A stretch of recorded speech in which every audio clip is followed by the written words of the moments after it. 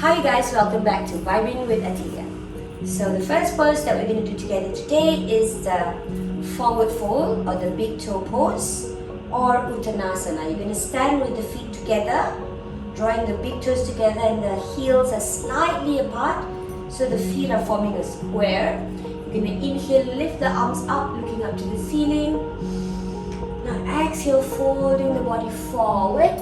Making sure you're bringing a little bit more weight into the toes. So don't stick the butt too much to the back, bringing the weight forward. Exhale all the way down, catching your big toes. If you are unable to straighten your legs, you are welcome to bend the knees and just drop the chin to the chest. Relax the shoulders and just stay here. If you can't straighten the legs, just push the knees to the back. Exhale, bend the elbows, melt the heart, and just stay for 5 breaths.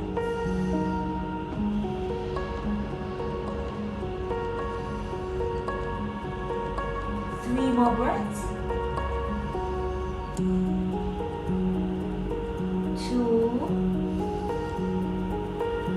And one last breath. Slowly bending the knees, drawing the chin forward. Lift the body up, coming back to standing and relax the shoulders. Our next pose is going to be the butterfly pose or the Baddha Konasana. Bringing the feet together, drawing the knees out to the side, interlacing the fingers around the feet, shoulders away from the ears, lengthening the spine, look up, inhale. And exhale, fold the body forward, keep pressing the feet together, opening the elbows out to the side. Or if you like, you can point the elbows to the back, making sure your shoulders are relaxed away from the ears. And chin to the chest. Relax the shoulders and just breathe.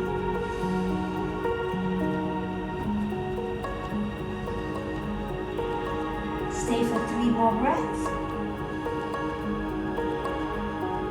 2. One last breath.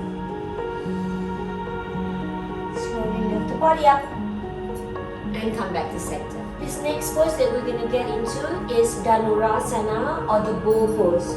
You're going to bend the back legs up, pointing the toes up, bringing the hands to the back, catch your ankles, roll the shoulders away from the floor, chin away from the floor, pull the legs off the ground, just looking to your nose.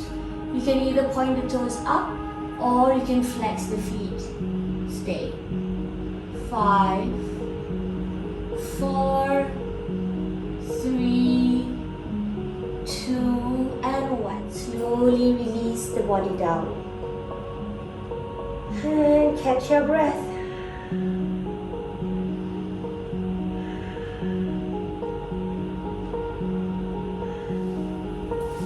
This next pose that we're going to get into is the bridge pose or the Satu Bandhasana. You're going to push the hips forward, bending the knees up with the toes pointing forward.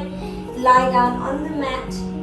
Just catch your ankles, or you can just simply push the arms down to the ground, lifting the hips up. You can just stay here if you're comfortable, or if you want to go a step further. Interlace the fingers behind the spine and just push the heart up. Wiggling the shoulder blades together and lift the hips higher. Just hugging the knees in, thighs in, chin to the chest. Keep on breathing. Taking 5 breaths here. 3. 2 more breaths. 1 last breath.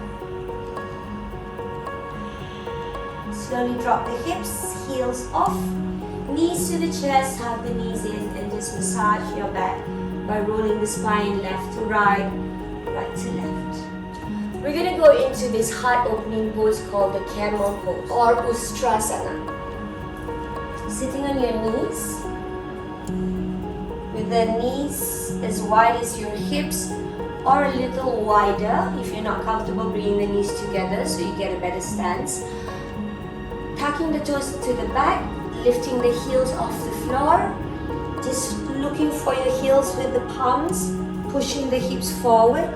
Open the heart, roll the shoulders to the back, look forward. Or if you're really comfortable in this pose, you can drop the head to the back, look back, relax, breathe.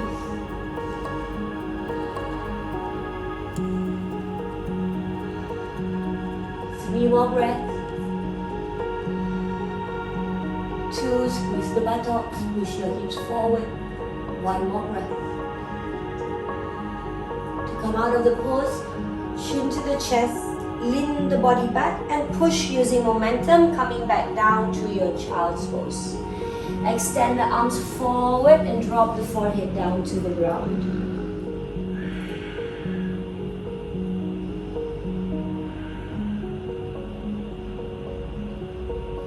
This next pose called Marjariyasana, also known as the cat pose, is where you're going to stick the chin to the chest, push the tailbone forward, rounding the back, pushing the floor, pushing the mat with the palms, and just looking at your navel, rounding your back. You can point the toes to the back or you can tuck the toes on the ground, up to you.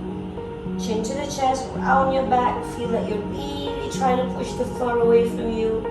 Stay separating the shoulder blades. 2, 3, 2 more breaths. 4, 1 last breath. And 5. Moving on to the cow pose, where you tilt the tailbone up, dropping the belly down, rolling the shoulders to the and looking up to the ceiling. Make sure the belly is dropped, tailbone pushed forward, rolling the shoulders away, opening the heart. Again, you can either point the toes to the back or tuck the toes onto the ground. Stay 5, 4, 3, drop the belly, open the heart. 2, 1 last breath, push the tailbone up, and 1. Again, the counter pose with that is child's pose. One of my favorite pose is the fish pose, because I love fish. Also known as Matsyasana, you're going to lie down on your mat like this, with the knees bending up, really digging into the floor with the heels, pushing your elbows down onto the floor as well. You're going to push, lift the heart up like this. The only things that's on the floor now will be the feet, your butt, and your forearms. Shoulders roll a bit, push the chest forward, drop the head down to the back, find the crown down to the floor, and now you can start to relax your arms because you've got your head supporting the body. You've got the head, your buttocks, and your feet. You can just stay here, open the heart, or if you like, raise your arms, raise your legs, point the toes, and the fingers fall. 5, 4, 3, 2, and 1. Drop the spine, hug the knees into the chest, and roll the body left to right. That's all, you guys. Hope to see you again next week. Stay safe and stay sane. Namaste. Bye-bye.